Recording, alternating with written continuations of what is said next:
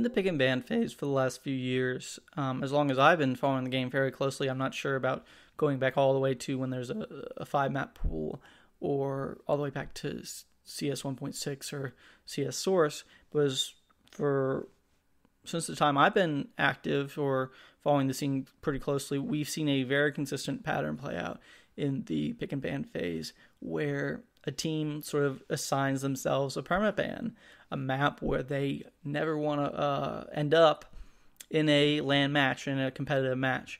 Now, that could be a little bit less strict in the online setting where they might actually want to try this map just to get a little experience on it, just to see if they can play that and maybe get rid of one of the other maps, maybe. But generally, it's on LAN, a team will just choose one map that they never want to play. So in a best of one, they will use one of their first 3 opening bans or first 3 bans, I guess, or one of their 3 bans to ban this map that they dislike. In a best of 3, they'll use one of their first ban, in the first round of bans before those first picks come in to ban this map.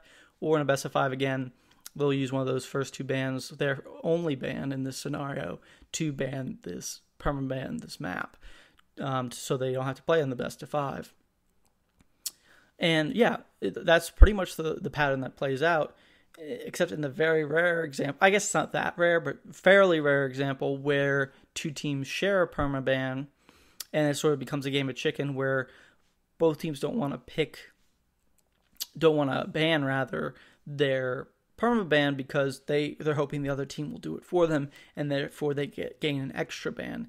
Now this could lead in a best of 1 them going all the way down to the map they don't want to play, the permaban on both sides, and they actually play it. Say SK versus Cloud9 I am Katowice 2017, or Astralis versus FaZe in the Swiss best of 1 stage of IEM Sydney 2017 on Cobblestone, where both teams are trying to avoid being the team that bans this map, and it just gets left over. And that could happen in a best of 3 or even a best of 5 if in that first round of bans no one wants to ban it, and the same thing happens in the second round, or in a best of 5 just in that only round of bans, right? No one wants to waste that crucial first ban. But with the online games and the shared permaban examples aside, I mean, it's a very consistent pattern. I mean, when's the last time we've seen Navi play Cash or on LAN? It's a very consistent ban for them. I mean, and then you go to a team like Gambit, lots of Mirage bans, right? There's a time where they dropped it when they have Fitch, but yeah, very, very consistent pattern with Astralis and FaZe before Cobblestone was taking out that map pool. Very consistent pattern of banning Cobblestone. Whatever team you want to pick, right? Cloud9, SK/MIBR famously has banned or had Nuke as their permaban for a very long time. Teams just have this map that they just don't want to play. And this is actually, this pattern, it's actually sort of being a little bit inverted, a little bit challenged this year, I've noticed, with actually Astralis and FaZe. When Cobblestone was taken out of the map pool, these 2 teams permaban traditionally or previously, they were left with an opportunity like VP had in early 2016 or early 2017, where their permaban was removed, and they can either try to adapt to 7-map pool or pick their next worst map and just make that their permaban. Now, VP did pick a consistent permaban going forward. I believe it was Cash, but FaZe and Astralis did not actually. Now, at the very first tournament, Astralis played without Cobblestone in the pool. They were banning Mirage. I think they banned Mirage 4 times out of 4 in best of 3, best of 5 series. FaZe were less consistent overall, but actually Astralis sort of more consistently will ban Cash not almost every single time, but will more often than not ban Cash, but will ban other maps if they can get away with not banning cash. Now the same thing goes for FaZe on Nuke. They will ban Nuke versus Astralis because Astralis famously won 20 straight games, or every single game they played with this lineup on Nuke. But maybe versus a team, I mean, obviously in a scenario where they play an SK or Cloud9 who permabans Nuke anyway, they're less inclined to first ban Nuke. But if there is a team that they aren't afraid of on Nuke, say Na'Vi, you've got a permaban cash, they might not first ban Nuke in a best of 3 or best of 5. Maybe they'll let that ride and try to get another ban in. Maybe ban something like Train with that first ban. Then in the second round, hoping they didn't, Na'Vi doesn't pick Nuke into them, which is a low percentage shot because Na'Vi really aren't a Nuke team. They can get rid of Nuke in that second round of bans. And then, Na'Vi are denied access to not only their best map, also the map that FaZe are not, that they hate the most, that they dislike, which seems to be Nuke. Now, it's actually interesting. I don't think Astralis, if I remember correctly, might actually, I think at least in the last 6 months, I'm not sure every single time they played with this lineup, because there is those tournaments with Cobblestone still in the map pool, but I don't believe in the last 6 months Astralis has played not Cobblestone, but Cash one time. Now, Cobblestone, as I was Cash, as I was saying, isn't something they ban every single time. Sometimes they'll ban a Train, which they also don't seem to favor with this lineup. They actually banned Inferno versus North in the finals of DreamHack Masters Stockholm because they weren't afraid of North picking Cash in that scenario. Astralis don't always ban Cash. Cash with their first ban in a best of 3 or their first ban in a best of 5. Sometimes they'll let it roll, hoping that, or knowing that the other team doesn't favor Cash and they don't have to worry about it. So it's actually this scenario where Astralis and FaZe can have their cake and eat it too, where they actually don't have to learn this 7 map. There's always whenever they don't ban it with that first ban in a best of 3 or best of 5 scenario, there's that possibility that the opposing side will pick Cash or will pick Nuke. But it's actually not a high percentage shot, and actually it's something that actually hasn't happened to Astralis, as I was saying. And if they do, it's something they just take the loss on, or, if both teams are unfamiliar on it, they can play a really scrappy, almost random first map in that series as their opponent's pick, and maybe Astralis gets lucky and takes a map when they're on the opponent's pick, which is a very big deal in a best-of-3 series. So, it's a great position to be in if the scenario presents itself, if the opposing side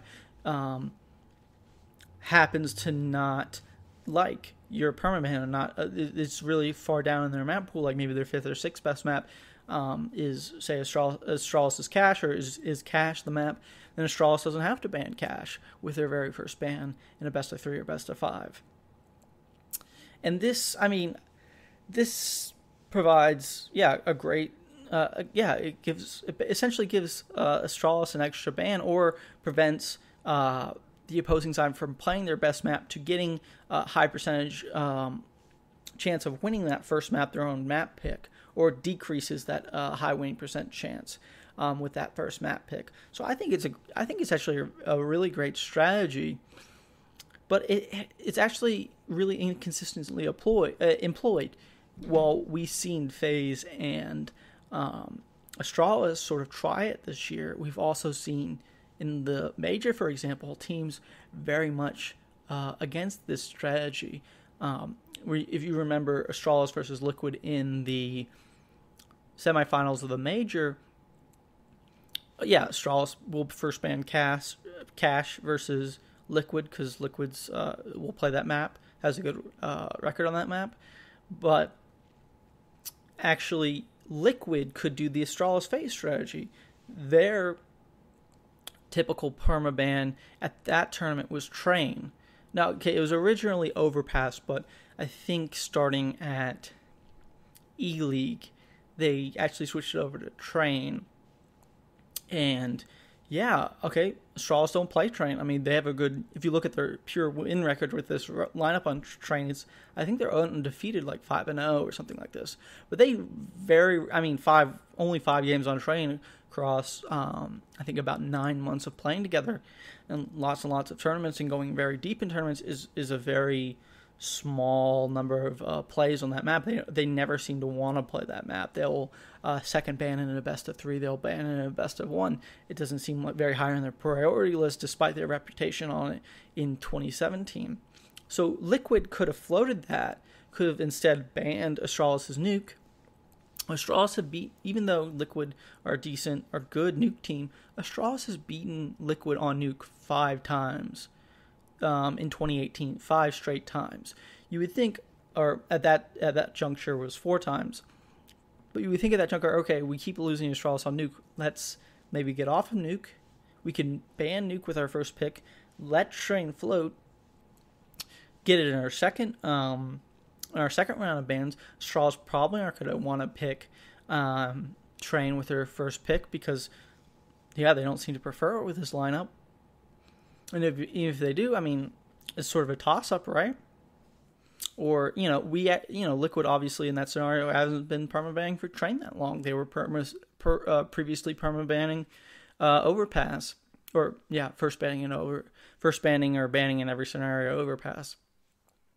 So this seemed like a prime opportunity for Liquid to try the Astralis FaZe strategy. Have your cake and eat it too. Not play your permaban, but also not first use your first ban, your crucial first ban on that map.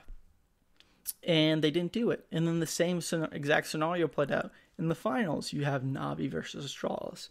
Now Navi's first ban is Cash. Astralis typically likes to first ban Cash. So they could have done this sort of game of chicken thing where both of them don't first ban Cash. Navi could have banned Nuke. Astralis could have banned Train. I think actually Astralis did ban Train if I remember correctly. But Navi, in response to that Astralis Train ban, just ban Cash. They don't ban Nuke. And Navi, like Liquid, at that time had 3 previous losses to Astralis on Nuke. After that match, it was 4 straight losses to Astralis on Nuke.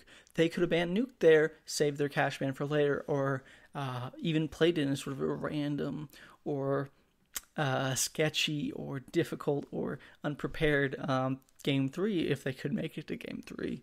So, yeah, I think it's an interesting strategy that we've seen developed in 2018 with Astralis and FaZe, but because some teams are just so uncomfortable, it seems, with even leaving their map they didn't practice up for the possibility of another team picking it, teams like, Liquid, Navi, others aren't as willing to adapt it. But I think if you're willing to accept that you might get pretty thoroughly embarrassed by playing a map in a big best of 3 that you haven't practiced, I think it has pretty substantial benefits. You can don't have to play your